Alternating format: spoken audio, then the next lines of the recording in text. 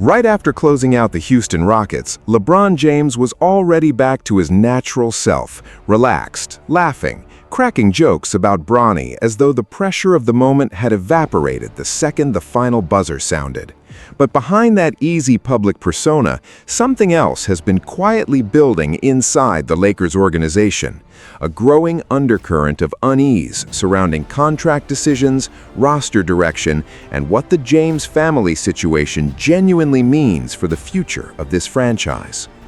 LeBron arrived in Los Angeles in 2018 and immediately changed the trajectory of the organization.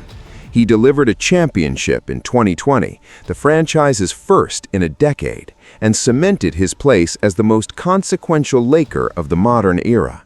By December of 2025, he had turned 41 years old and entered his 23rd NBA season, having opted into a player option worth $52.6 million. What made that decision remarkable was that it was not a sentimental gesture or a favor to the franchise. It was backed by performance.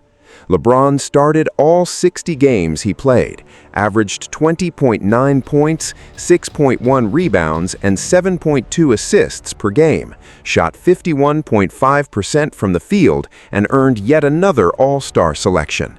The Lakers finished the regular season 53-29, claimed fourth place in the Western Conference, and won the Pacific Division title. For a 41-year-old, those numbers are not just impressive, they are historically unprecedented. Bronny James, meanwhile, was navigating his second NBA season after being selected 55th overall in the 2024 draft.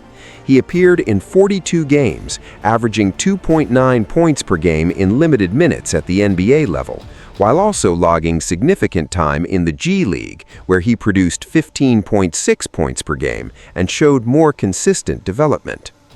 And already on the horizon, Bryce James, the youngest of LeBron's three children, was completing a redshirt year at the University of Arizona and generating genuine conversation as a potential 2026 NBA draft prospect. The James family storyline, already unlike anything the league has seen, was becoming even more layered with each passing month. When LeBron was asked about father time following the Houston closeout, he responded exactly the way anyone familiar with him would expect, with total confidence and a touch of humor, joking that he was handling that particular opponent without much trouble. The clip was already circulating across social media before the locker room had fully settled. Earlier in that same press conference, when the question shifted to his mindset heading into the closeout game, he pointed to a single word: aggression. He talked about how the team had needed to recalibrate its competitive intensity after Houston raised the physical level dramatically in Games 4 and 5, forcing the Lakers to respond with a different level of commitment. Across the series, LeBron delivered 23.2 points, 7.2 rebounds, and 8.3 assists per game. He closed the thing out with 28 points in a 98-78 victory that held Houston to their lowest offensive output of the entire season. The performance was vintage LeBron, measured, efficient, and delivered at exactly the moment it was needed most. The confidence looked fully intact. But the moment the basketball conversation shifted away from the court, the tension narratives were already waiting. Reports began surfacing about friction involving Lakers governor Jeannie Buss. LeBron's agent, Rich Paul, moved quickly to dismiss the chatter publicly, which is standard operating procedure. But the fact that a public dismissal was even necessary said something on its own. At the same time, ownership dynamics at the top of the organization were shifting in a significant way. Mark Walter, the principal owner of the Los Angeles Dodgers, had agreed to acquire the Lakers franchise from the Buss family. Jeannie Buss was expected to remain as governor through the transition period, but the underlying power structure was already in the process of changing hands. Into that organizational uncertainty stepped a franchise player approaching free agency, with a family situation that has no real precedent anywhere in league history. The Western Conference semifinal matchup against the Oklahoma City Thunder was on the schedule, but the most pressing questions surrounding the Lakers had very little to do with basketball. The so-called League NGM narrative, the idea of LeBron functioning as an unofficial general manager, shaping roster decisions from within without holding any formal front office title, has followed him throughout his time in Los Angeles. It has never gone away, and at this point it shows no signs of fading. Critics acknowledge that he carries no official role in roster construction, but they argue consistently that his influence is felt in personnel decisions, trade discussions, and coaching direction in ways that go beyond what any typical player experiences. Every signing is examined through that lens. Every departure triggers the same conversation. The most frequently cited example is the Russell Westbrook trade. The Lakers brought Westbrook in expecting to construct a championship-caliber trio alongside LeBron and Anthony Davis. The fit never materialized. Spacing problems, chemistry issues, and fundamental roster imbalance caused the experiment to collapse entirely, leaving the franchise with financial and structural consequences that took years to fully address. That situation became the foundation of a broader argument. If a superstar holds meaningful influence over how a roster is constructed, then accountability should follow when the results fall short. That argument has not gone away, and it resurfaces reliably every time a new contract discussion or roster decision brings LeBron back into the organizational conversation. The philosophical divide sitting at the center of Lakers' decision-making is genuine, and it is not resolving itself anytime soon. The front office, Rob Pelinka, and the people around him operate on long planning cycles, multi-year salary cap architecture, draft asset management, building roster flexibility for a future that extends well beyond LeBron's playing days. LeBron is operating on an entirely different timeline. At 41 years old, every season represents a shrinking window of elite production. He wants help now. He wants veterans who can contribute in October and still perform in May. He wants a roster built for the present moment, not one designed with a 5-year horizon in mind. Those perspectives do not align easily, and when they fail to connect, the friction eventually finds its way out of the building and into the public conversation. LeBron has expressed that frustration in the way he has always asked: carefully constructed public comments, cryptic social media activity, subtle remarks calibrated to land with exactly the weight he intends. Nothing ever escalates into open conflict, but the message is always clear enough to be heard by the people it's meant to reach. The trade deadline has become its own recurring chapter in this ongoing story.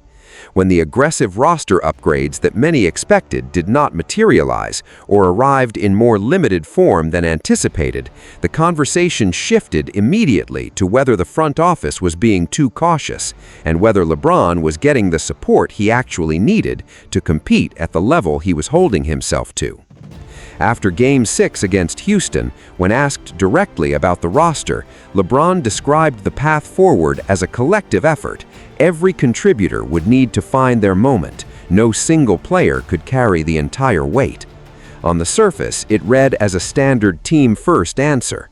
Inside the organization, it also registered as a signal that depth remained a concern requiring serious attention.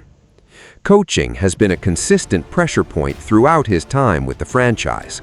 LeBron has played under Vogel-Verney, Darvin Ham, and now J.J. Redick in Los Angeles. He's offered public support for each of them. Behind the scenes, reports of disagreements over rotations, game management choices, and in-game adjustments have surfaced regularly across multiple coaching tenures. In the modern NBA, coaching stability is fundamentally tied to superstar alignment, even when no one says so officially. Every coach understands that their standing within the organization is influenced by how well their approach fits alongside the player at the center of everything. Front offices factor that reality into every decision they make. It adds yet another layer of complexity to an environment that was already complicated before any of those conversations began. The ownership transition makes the entire picture even more layered. With the Buss family gradually handing control to Mark Walters' group, the Lakers are already navigating a period of significant organizational change at the top. Into that environment steps a 41-year-old superstar who is still performing at an elite level, still on a player option, and still managing a family storyline that the league genuinely has no framework for. The current contract conversations surrounding LeBron are not isolated events. They are part of a longer, consistent pattern. One of the most influential athletes in NBA history continuously negotiating leverage with a front office that is simultaneously trying to honor the present moment while protecting the franchise's future direction. And then there's the Bronny factor, which makes everything more complicated still. LeBron's stated desire to share an NBA court with his son was never an offhand comment or a passing sentiment. It was a consistently and openly expressed objective that the basketball world took seriously enough to incorporate into their planning. When a player with that level of organizational influence expresses a goal that specific, it stops being a personal story and becomes part of the broader conversation around roster construction, contract strategy, and long-term franchise direction. The Bronny narrative has been loud from the beginning. Early criticism of his limited statistics and restricted playing time triggered debates about readiness and whether the resources being allocated to a late second-round pick were proportionate to what he was producing. Every mistake was amplified immediately. Every performance became material for public debate. LeBron defended his son forcefully and publicly, which only deepened the scrutiny around whether that defense created subtle pressure on the organization and the media to handle the narrative in a particular way. Even Savannah James spoke candidly about the toll the constant public attention was taking on the family, a reminder that beyond the basketball and the business, real people were absorbing the weight of this storyline daily.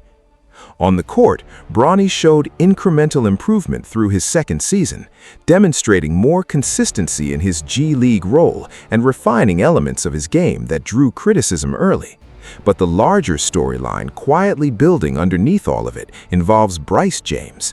His potential path to the NBA draft creates a scenario with almost no historical comparison.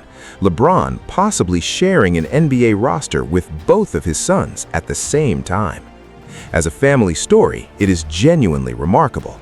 As an organizational situation for the Lakers to navigate, it is genuinely complicated. This connects directly to how LeBron has always managed his contractual position. Throughout his career, he has consistently favored short-term deals and player options over long-term commitments, preserving maximum flexibility and control at every stage. That pattern continued with the $52.6 million option he exercised for this season. It is leverage, and it keeps sustained pressure on the Lakers' front office through every negotiation cycle. Now, stack the full picture together. A franchise transitioning between ownership groups, a 41-year-old superstar who is still elite but working with a window that narrows with every passing season, a son developing under constant public scrutiny on a guaranteed contract, a younger son approaching draft eligibility, and Luka Doncic's presence adding an entirely new dimension to questions about where this franchise is actually headed long-term. Despite all the noise, the reported tension, and the ongoing speculation about LeBron's future, there is no confirmed evidence of any formal outside arrangement involving him or his sons beyond what has been publicly documented. What exists is a combination of real business ventures, deliberate branding decisions, family ambition, and a media environment that amplifies every available signal into something larger than it might otherwise be. The reality underneath all of it is actually straightforward, even if the details are complex. The Lakers are managing a franchise in the middle of a significant transition. They are doing so alongside a superstar who holds more organizational leverage than any player in their history. And they are navigating a family storyline that, depending entirely on how it unfolds, could either define their next era in a genuinely remarkable way or complicate it in ways no one has fully mapped out yet. Either way, this story is nowhere near finished.